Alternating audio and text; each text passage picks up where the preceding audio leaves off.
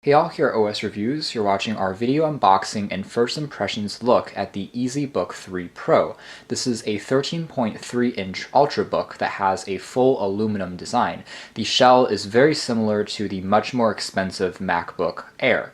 It comes at a price of under $250. Now, the configurations aren't really powerful. However, if you want something lightweight to take with you when you're browsing the web for some light productivity, maybe for students, this is definitely a good option to consider, and we'll be doing more performance testing, of course, in our review coming out soon. Other specifications of the EZBook 3 Pro include a full 1080p IPS display. It also has Windows 10 Home Edition installed and comes with the Intel Apollo Lake N3450 processor. It's a pretty common chipset on many of these lower powered / mid-end laptops coming out of China, so it's a very tried and tested chipset. It's faster than Intel Atom devices, but not quite as fast as a Intel M series or a Core i series processor. It's clocked up to 2.2 gigahertz at maximum speed, and it comes with 6 gigs of DDR3 RAM. So this is actually one of the best parts of this particular model. Other tablets and laptops in the same price range will probably only give you 4 gigs of RAM. The extra 2 gigabytes will really come in handy for multitasking and from some slightly more intensive apps such as, let's say, Photoshop or some very light video editing. It also comes with 64 gigs of built-in eMMC. Right on top, we have access to the charging adapter, and there's a laptop inside. The adapter here is using a proprietary prong. It's not using USB Type-C or micro USB, so that's a slight downside, but again, this is a laptop, so it probably uses a little bit of extra power. The cable here is a little bit short in terms of length, but overall, it's not too bad. Just make sure you don't lose it, otherwise it might be a little bit harder to replace. And that's it, no other accessories in the top box. In here we have just the laptop itself, and down below we have access to what looks like an instruction manual. The manufacturer Jumper isn't, completely new to making laptops and other tablets.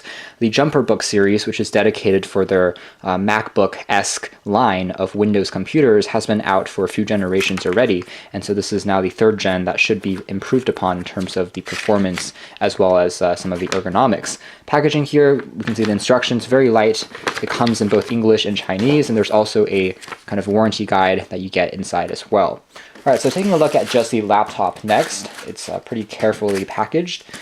This is something that you can find exclusively on GearBest, and you can find it in the links down below. So this is exported directly from China. Taking a closer look at the design of the laptop first, we have access on the front here to the Jumper logo. It is crafted entirely out of aluminum, so it's fully enclosed and it feels actually very premium. It seems like something that would cost 2 or 3 times the price. And indeed, it's very similar in overall dimensions to other popular Ultrabooks like the Dell XPS 13 series and of course the MacBook Air and the MacBook. There is a protective, what looks like a film, applied on the surface here that will peel off, and indeed this is a very kind of durable and thick layer of aluminum. Machined and chamfered edges on the side also gives it a bit of an extra shine. In terms of ports and connectivity, we do have access to a micro HDMI. It's not full-sized. There's also a USB Type-C port for data transmission up to 5 gigabits per second. There's that proprietary charging port with an LED status light. The hinge here, also very similar to what Apple does in terms of the overall look. There's a bit of a serial number info. On the other side, we have access to a 3.5mm headphone jack, another USB 3.0 port, and the micro SD for memory expansion.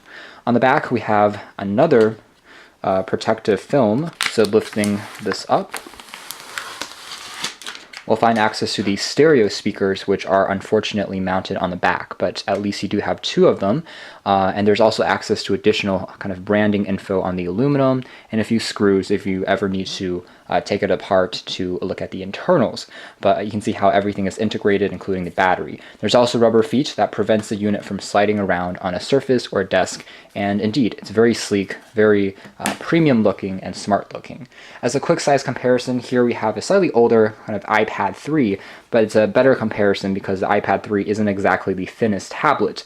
But if we put it on here, you have a better idea of what the overall dimensions and the overall size in the front looks like. The iPad 3, as a refresher, is a 9.7-inch device, and it's definitely a little smaller, on the front at least, than this laptop.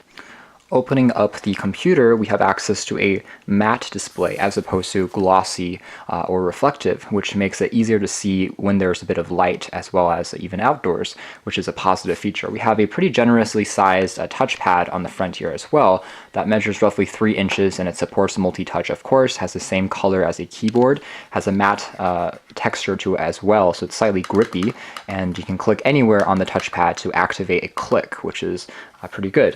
The palm rest here, everything again is crafted completely out of aluminum, so for sure it has a very premium build as aforementioned. The keyboard itself is island style, chiclet style, as popularized again by Apple, so the keys themselves feel pretty tactile, springy, and overall responsive, and it's pretty close to a full-size layout with additional function keys and number keys on the top 2 rows. On the very top of the laptop, there's also access to a webcam. It's a 2 megapixel sensor, but it does capture up to HD resolution video if you are doing Skype or video chatting applications. So again, a pretty classy design. Now the hinge itself, the furthest it opens is like this. So I would say this is roughly maybe 70 or 80 degrees. It definitely doesn't fold all the way down, as you can see. So the range of angles that you can adjust it is slightly more limited, but regardless, you do still get a fairly comfortable working experience. The top here also has access to 2 microphones for noise cancellation and also a series of LEDs for status notification. All right, let's see if there's any power if we try to initially boot it.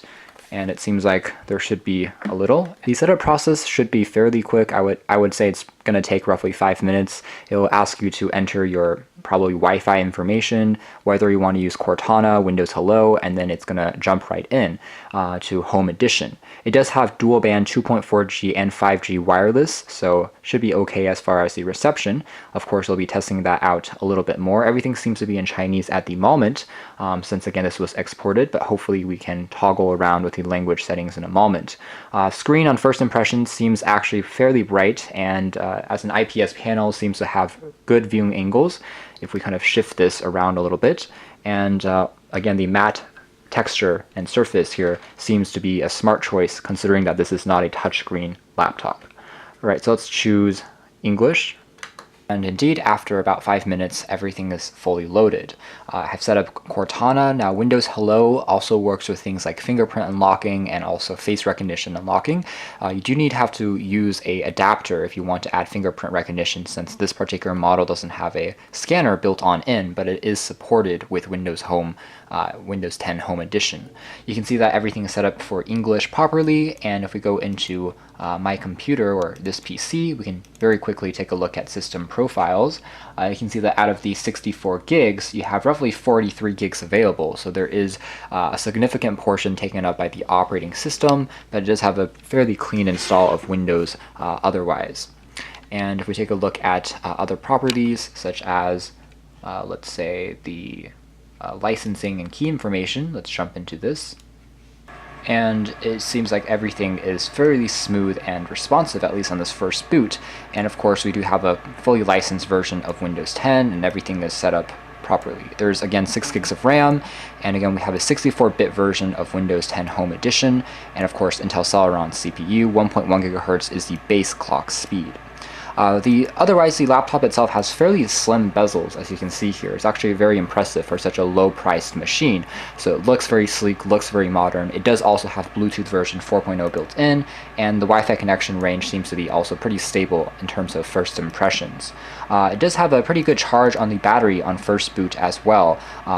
So here we can see that we have 82% remaining, and that has previously been estimated to give you roughly 4 hours or so of battery life left. So on a full charge, the machine should get you roughly 6, maybe 7 hours when it's brand new. So not incredible battery life, but also pretty average for something that of this size and overall of this price category. So we're going to be doing a lot more testing and come out with a more detailed review of the machine soon, but for now this has just been our video unboxing and first look.